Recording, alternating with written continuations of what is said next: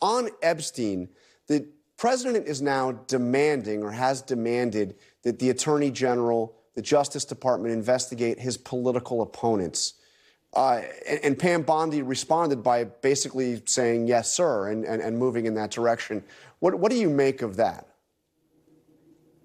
Well, it's both heartbreaking and totally unsurprising. The Department of Justice has just become a protection racket for Donald Trump and a witch hunt operation against his political opponents. This is why our democracy is in such peril right now, is that for the first time in our history, the Department of Justice operates in order to try to punish and lock up anybody that criticizes Donald Trump.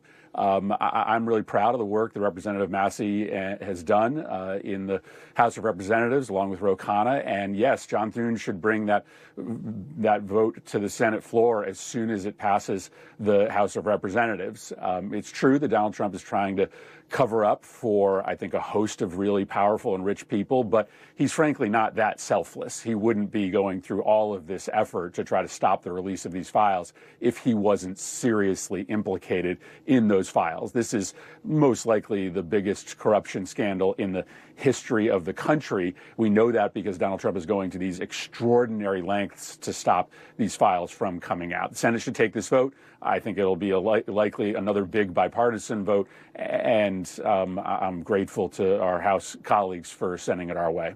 He certainly is going to extraordinary lengths. Of course, the president denies any wrongdoing in any of this. I want to move to the shutdown. Obviously, longest shutdown in history. You believe it ended too soon. It was 43 days. Did the Democrats gain anything from the 43 days that the government was shut down? Well, let's just remember why we didn't have shutdowns when Joe Biden was president and Democrats were in charge of the House and the Senate. It's because we negotiated with Republicans. We included things that were important to them in short-term and long-term spending bills. The bottom line here was that Republicans refused to negotiate with Democrats at all in any meaningful way because they are so intent on raising costs as a mechanism to pay for their big billionaire and millionaire tax cut. And that should be shocking to the American people that Donald Trump and Republicans are so committed to raising your health care costs by 50%, 100%, 200% in some cases. Listen, Jonathan, as you know, I thought it was a mistake for Democrats to give up what was real political advantage coming off the elections that could have allowed us to reduce these premiums. In the end, I thought we had a real shot to get a continuing resolution passed that would have lowered prices for people. And I also worry that by capitulating, we have empowered Donald Trump, that Donald Trump is going to act even more brazenly and more lawlessly in the future because of how this vote turned out. Now, what did we get? We got a commitment for a vote in December on the cancellation or the postponement of these massive premium increases. If Republicans don't vote with us, then it is even more clear to the American public who is responsible for the horror that is going to happen when millions of people lose their insurance starting in January. That's a very thin silver lining to me, but I'm going to work very hard to make sure that that vote passes, and if it doesn't, hold Republicans accountable. And even that silver lining, my understanding is that John Thune, the Republican leader, had offered that vote a month earlier. But let me play to you what Vice President J.D. Vance had to say about this. Here's what the Democrats actually accomplished. They caused a lot of stress for our troops. They made our air traffic controllers not get paid. They caused a lot of flight cancellations. They had a lot of people thinking they weren't going to get their food benefits, all for literally nothing, Sean, because we could have struck this exact deal 45 days ago. I mean, in a literal sense, take aside the food stamp benefits, which actually the administration pressed fought any solution to that. Isn't he right in a literal sense? I mean, there was pain in the shutdown. There was more pain coming. And again, all you have is what you called that very thin silver lining to show for it.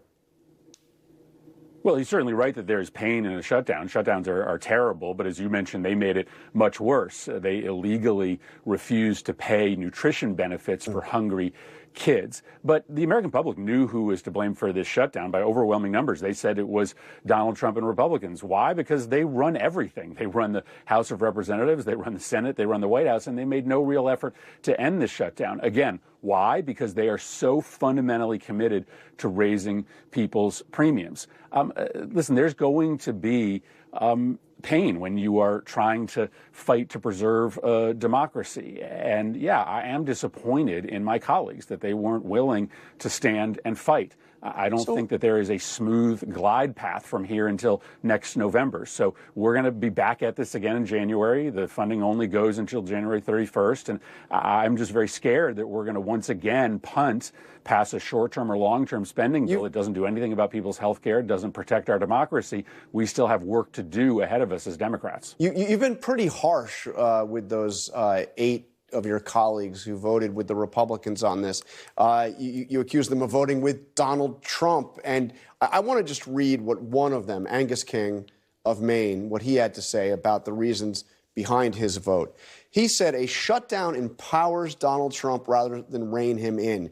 He has used the shutdown to cut off SNAP, to fire more federal workers, to cut off projects he doesn't like, particularly in blue states, and to do generally whatever he wants. I never understood the logic of standing up to a bully by giving him a new weapon to hit you with. Was this a flawed strategy to begin with, the idea of using a shutdown as leverage? Well, Democrats didn't want this shutdown, but we have values. And so if you want Democratic votes for a budget, it has to be a moral budget that doesn't destroy our democracy. The fact of the matter is, if you don't put constraints on Donald Trump's illegality, this democracy isn't going to be here next November. It isn't going to be here in 2028. So Democrats, yes, have to draw firm moral lines in the sand right now. We would be suckers if we were to sign on to a long-term budget that, for instance, fully funds the Department of Justice to engage in a witch hunt operation against Democratic senators. So we don't want a shutdown, but the situation is unique. Donald Trump is trying to weaponize our compassion against us. This is how we lose democracies all over the world. When despots or would-be despots say, I'm going to hurt the people, use their pain as extortion to try to get you to give me more power to corrupt the nation. So there is not an easy path to saving the democracy. There is not a path that doesn't involve some pain. We will have to find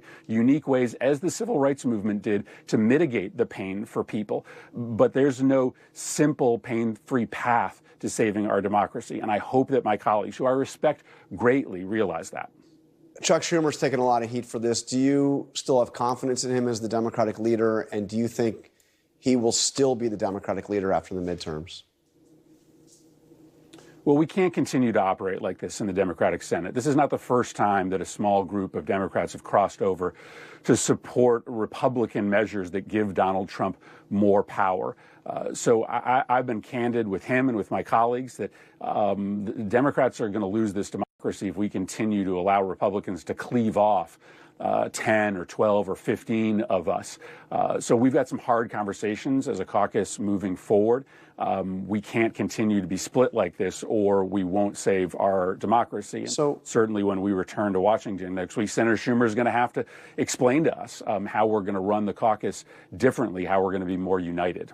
We're out of time, but very quickly before you go, the president said that he has made a decision, has come to a decision about Venezuela, suggesting that there could be military strikes on Venezuela.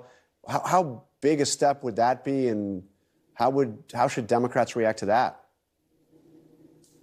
Well, it seems pretty clear it's just an effort to distract people from the rising prices and from the Epstein scandal. No one wants a war with Venezuela to the extent they're claiming it has something to do with the drug trade coming into the United States. The majority of drugs don't come through the Caribbean.